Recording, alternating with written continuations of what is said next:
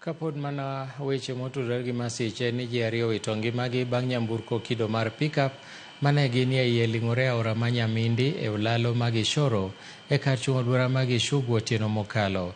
Pickup no noting'o bepe manotero kamoro ni Kiamugumo e seche ma brek mage nolal mit obagni moling'ore e aora.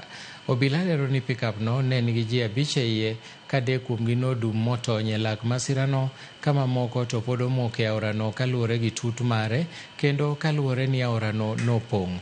Nyaka sani pod imanyo kaka inyalo golo ringre ji ariyo manonimo gi pickup no. Jogweng' ywago chal marach mar apeyni makono ma giwacho ni geche mathoth oseyude masiche mathoth mag apaya e kinde mokalo.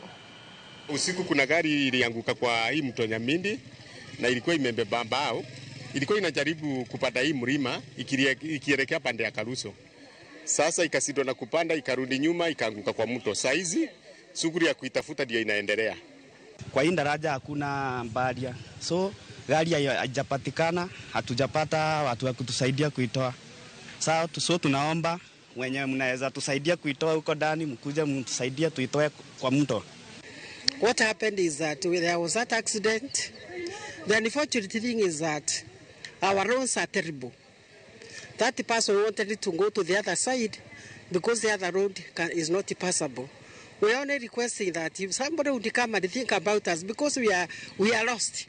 We have nobody to think about us. The roads are bad. There are so many garis. So if the roads were okay, that accident would not have happened.